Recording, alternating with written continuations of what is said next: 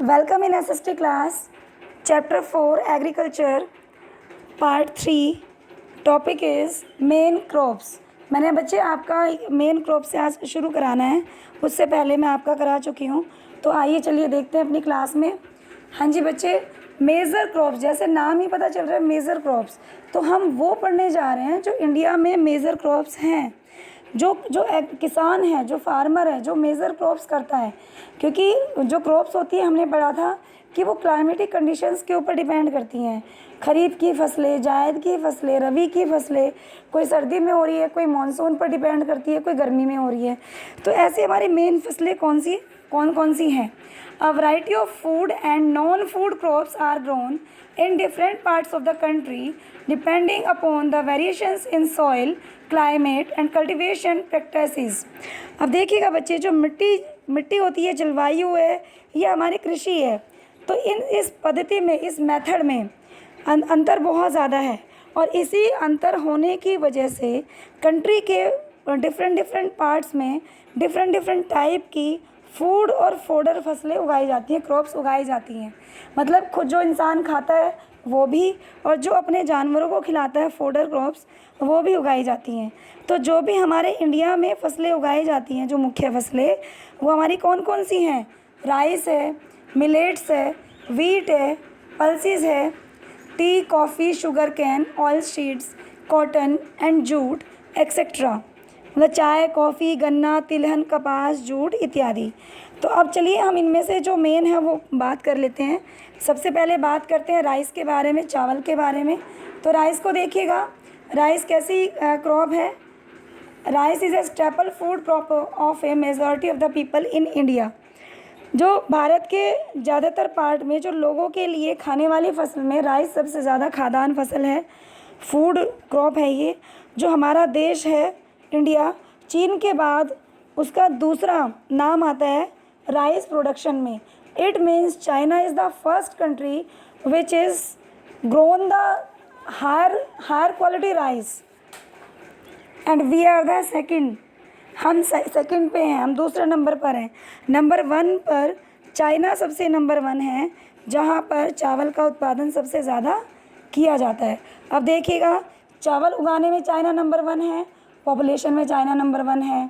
ठीक है बेटा, इंडिया पॉपुलेशन में नंबर 2 पर है, और राइस के मामले में भी नंबर 2 पर है। अब देखिएगा, जो हमारा राइस है वो कौन सी फसल है?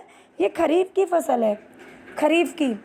और इसके लिए जो टेम्परेचर है अबव 25 डिग्री सेल्सियस, कम से भी कम इस फसल को उगाने के लिए, एक अच्छा प्रोडक्शन राइस का लेने के लिए 25 डिग्री सेल्सियस से ऊपर तापमान की ज़रूरत होती है, और 100 सेंटीमीटर से ज़्यादा बारिश की ज़रूरत होती है। मतलब जो बारिश है वो 100 सेंटीमीटर से अबव होनी चाहिए, और टेम्परेचर जो गर्मी है 25 डिग्री सेल्सियस से ऊपर का तापमान होना चाहिए। जो कम वर्षा वाले एरिया होते हैं, अगर कम वर्षा वाले एरिया है जहाँ पर मानसून कम आता है, तो ऐसे एरिया में बेटा इरिगेशन करके, सिंचाई करके चावल की खेती को उगाया जाता है, इन्हें किया जाता है। अब नेक्स्ट देखिएगा, ये आपका राइस कल्टीवेशन है। यहाँ पर राइस कल्टीवेशन दिखाया गया है। इसमें ये राइस कल्टीवेशन है, जब पौधा लगाया जाता है खेत में पानी भर के। छोटे छोटे प्लांट जो नर्सरी में तैयार किए जाते हैं, उन्हें इस पानी भरे हुए खेत में, जिसमें कीचड़ जैसा बन जाता है, सॉफ्ट हो जाती है इसकी मिट्टी, लीचिंग टाइप हो जाती है, तो उसमें इसको प्रेस करके लगाया जाता है। उसके बाद में इस तरह की राइस की हमें नज़र आती है, इस तरह की जब पकने के बाद। उसके बाद देखिएगा आपका मैप, ये इंडिया का मैप इसमें दिखाया है, इसमें पूरा नहीं आ रहा है बेटा। ये डिस्ट्रीब्यूशन था राइस का, राइस डिस्ट्रीब्यूशन ऑफ राइस। अब यहाँ पर देखिएगा, देखिए बेटा, जो राइस के मैप आप देखोगे ना, तो जहाँ पर ग्रीन कलर या कोई दूसरे कलर से शो किया हुआ है वो मेन एरिया है, और जहाँ बिल्कुल वाइट छोड़ा हुआ है वो जहाँ पर हल्की फुल्की राइस की खेती की जाती है, वो एरिया है। तो अभी देखिएगा बच्चे, नेक्स्ट बात करते हैं। जो हमारा राइस है, rice is grown in the plains of north and north eastern India, coastal areas and the deltaic regions. कहाँ पर राइस उगाया जाता है? राइस हमारा जो उत्तर दिशा है, नॉर्दर्न एरिया में, भारत की उत्तरी दिशा में, उत्तर दिशा जो ऊपर की साइड है ना भारत का, ये यहाँ पर, ये पूरा नॉर्दर्न है। तो नॉर्दर्न प्लेन्स में उगाया जाता है। और कहाँ कहाँ पे? उत्तर दिशा में, उत्तरी पूर्वी मैदान जो है हमारे, जो हमारा प्लेन एरिया है उसके उत्तर दिशा में जाके, उत्तर दिशा की पूर्वी साइड में। उसके बाद में जो कोस्टल एरिया है, पानी के किनारे वाली जगह, पानी के किनारे वाली जगह है यहाँ पर, ये देखिए ये जो पूरा ये दिखाया गया ना आपको, ये मैंने मार्क किया है, ये वाला एरिया, तो ये आपकी कोस्टल एरिया है, साइड में पानी है और यहाँ पर ये उगाया गया है। उसके बाद जो डेल्टाई प्रदेश होते हैं, जहाँ पर रिवर्स हमारी डेल्टा बनाती हैं, तो उन एरिया में भी उगाया जाता है। जगह जगह नहरें खोदी गई हैं, नहरों का जाल सा बना हुआ है, नलकूप लगाए गए हैं। नलकूप ज़्यादा होने की वजह से पंजाब, हरियाणा और जो वेस्टर्न यूपी का एरिया है, यूपी की वेस्टर्न साइड और राजस्थान के कुछ ऐसे इलाके जहाँ पर कम वर्षा होती है, वहाँ पर भी अब चावल को उगाना पॉसिबल हो पाया है, क्योंकि चावल की खेती वहाँ होती है जहाँ पानी की मात्रा भरपूर होती है। तो बेटा अगर पानी मानसून नहीं है तो नहरों के ज़रिए या नलकूप के ज़रिए भी वहाँ पर खेती पॉसिबल है। अब बात करते हैं नंबर 2 वीट की। देखिएगा बेटा, जो वीट है ये हमारी क्या है, this is the second most important cereal crop. First most important is the rice, second most important is the wheat. गेहूँ भारत की दूसरी सबसे महत्वपूर्ण सीरियल क्रॉप है, फूड क्रॉप है, खाद्यान्न फसल है, जो देश के हमारे नॉर्थ और वेस्टर्न पार्ट में पैदा की जाती है। और देखिए रबी की फसल को उगाने के लिए, क्योंकि चावल हमारी खरीफ की फसल थी, चावल जो थी वो खरीफ की फसल थी, ठीक है, और जो ये गेहूँ है ये रबी की फसल है। तो रबी की फसल को उगाने के लिए शीत ऋतु में और पकने के टाइम पर खिली धूप की ज़रूरत होती है। अब देखिए बच्चे, जब चावल उगाया जाता है तो उस टाइम पे ज़्यादा पानी की मानसून की ज़रूरत होती है, और जब चावल के कटने की बारी होती है तो हल्का ठंडा मौसम आ जाता है। लेकिन जब गेहूँ की बारी आती है तो इसके बोने के टाइम पर शीत ऋतु होनी चाहिए, हल्की विंटर, और जब ये कटने का टाइम आता है तो पकने के टाइम पे खिली धूप की ज़रूरत होती है। जैसे कि फरवरी मार्च का महीना होता है ना, धूप खिली हुई होती है। तो इसे उगाने के लिए नॉर्मली 50 से लेकर 75, 50 टू 75 सेंटीमीटर, जो इसे उगाने के लिए बेटा इतनी गर्मी की आवश्यकता होती है, 52 सेंटीमीटर वार्षिक वर्षा की आवश्यकता होती है। और जो इसमें गर्मी चाहिए, इसमें हल्का ठंडा मौसम चाहिए। जब हम गेहूं की खेती को उगाते हैं तो उसमें गर्मी की ज़रूरत नहीं होती, हल्की ठंड की ज़रूरत होती है।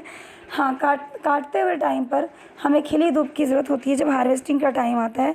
और बारिश 50 टू 75 सेंटीमीटर की नीड होती है। राइस के लिए अबव 100 सेंटीमीटर की नीड होती है। तो जो इसमें एनुअल दे दिया है कि पूरे साल में 50 से 75 सेंटीमीटर तक बारिश की ज़रूरत होती है। और जो देश के अंदर गेहूँ उगाने वाले जो मेन एरिया हैं वो 2 ही हैं। एक हमारा नॉर्थ वेस्टर्न में गंगा सतलुज का मैदान, नॉर्थ वेस्टर्न में मैप में ऊपर नॉर्थ, और जहाँ राजस्थान है ये वेस्टर्न साइड, और बीच में जहाँ पे गंगा से लेकर सतलुज रिवर के बीच का मैदान, यहाँ पर उगाए जाते हैं। और दक्कन की काली मिट्टी वाला एरिया, दक्कन की जो डेक्कन प्लेट्यू है उसकी काली मिट्टी वाला एरिया। उसके बाद देखिए पंजाब, हरियाणा, उत्तर प्रदेश, बिहार, राजस्थान, मध्य प्रदेश, इनके कुछ भाग में गेहूं पैदा करने के मुख्य राज्य पाए जाते हैं। तो ये तो बात हुई गेहूं की कि 50 से 75 सेंटीमीटर के बीच में बारिश चाहिए, बोने के टाइम पे हल्की ठंड होनी चाहिए, हार्वेस्टिंग के टाइम पे खिली धूप होनी चाहिए, ठीक है। और जो उगाने का एरिया है नॉर्थ वेस्टर्न पार्ट है, वहाँ बीच में गंगा सतलुज मैदान में उगाई जाती है। और बाकी जो सेकंड पार्ट दे दिया है वो पंजाब से लेकर हरियाणा, उत्तर प्रदेश, बिहार, राजस्थान, मध्य प्रदेश, ये नॉर्दर्न एरिया के कुछ स्टेट दे दिए हैं। तो यहाँ पर ये उगाई जाती है। अब बात करते हैं मिलेट्स के बारे में। मिलेट्स किसको बोलते हैं? मिलेट्स होते हैं मोटा अनाज। मोटा अनाज समझते हो ना, ज्वार, बाजरा, रागी, ये हमारे मोटे अनाज है, मिलेट्स हैं। तो इन्हें मोटा अनाज कहते तो हैं, लेकिन इनमें जो पोषक तत्व होते हैं, न्यूट्रिशंस होते हैं, इनकी न्यूट्रिशंस वैल्यू बहुत हाई होती है। इनके अंदर बहुत ज़्यादा पोषक तत्वों की मात्रा पाई जाती है। फॉर एग्ज़ाम्पल जो रागी है, रागी में बहुत ज़्यादा लोहा, आयरन पाया जाता है, rich in iron, very rich in iron, और calcium, other micronutrients and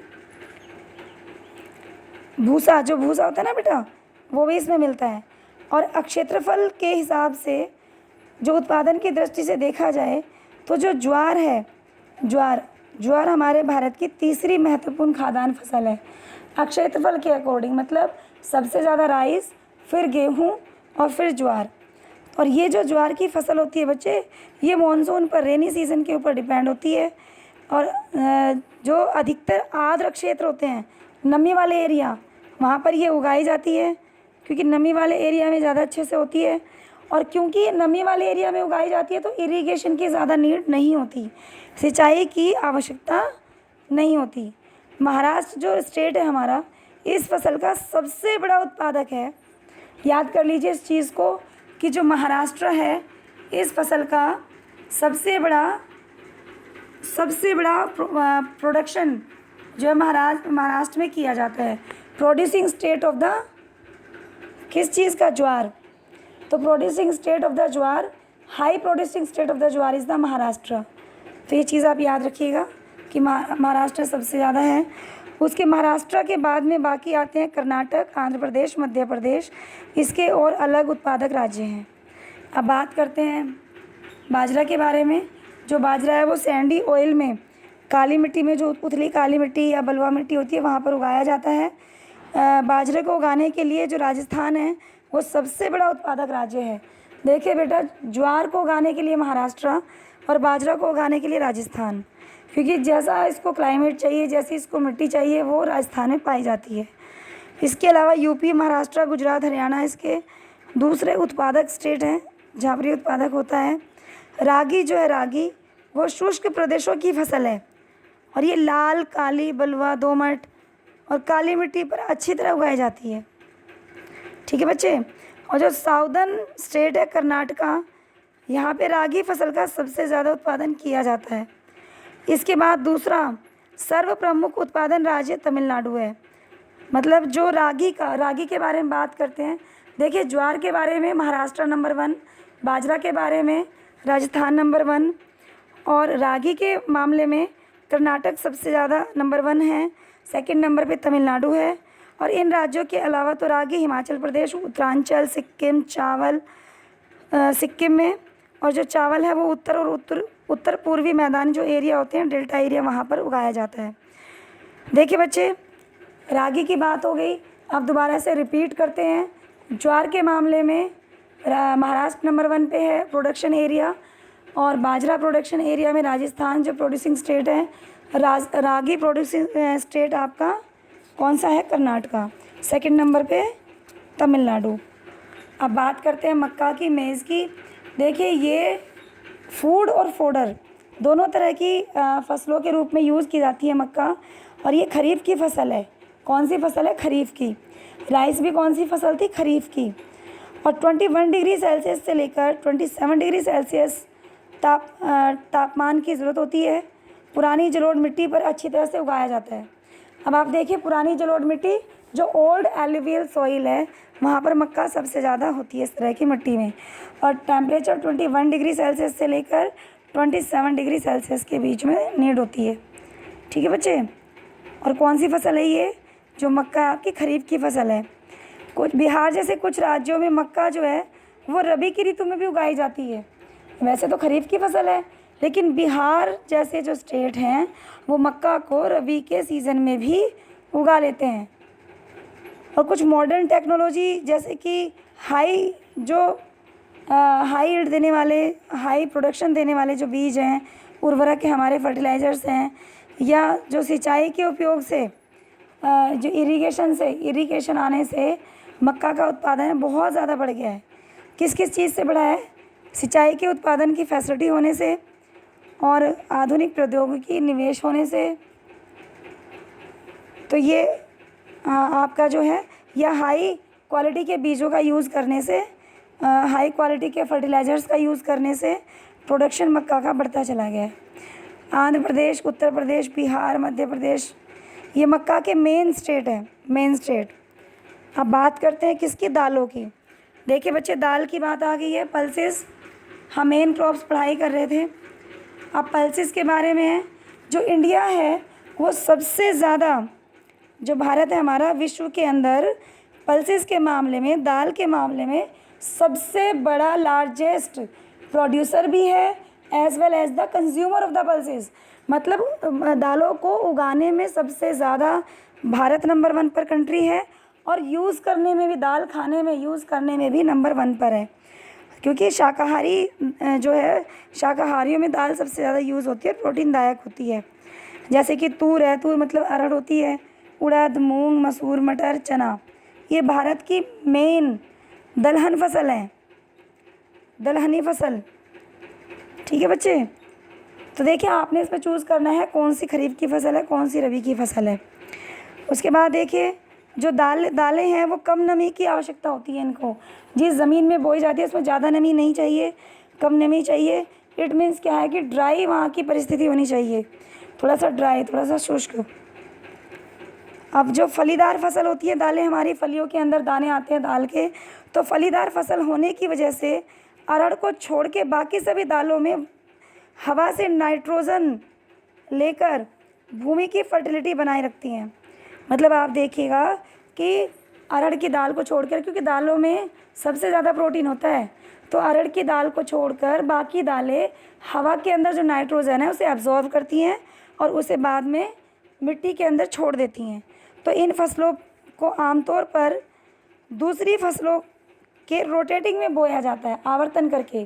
जैसे कि कोई और फसल लगा दी जिसने मिट्टी की सारी पावर को खींच लिया, अब मिट्टी के अंदर फर्टिलिटी की पावर नहीं रही है, तो उस फसल को कटने के बाद में लोग अपने खेतों में दालें लगा देते हैं, जिससे कि जो फर्टिलिटी हटी है खेतों की वो वापस से आ जाए।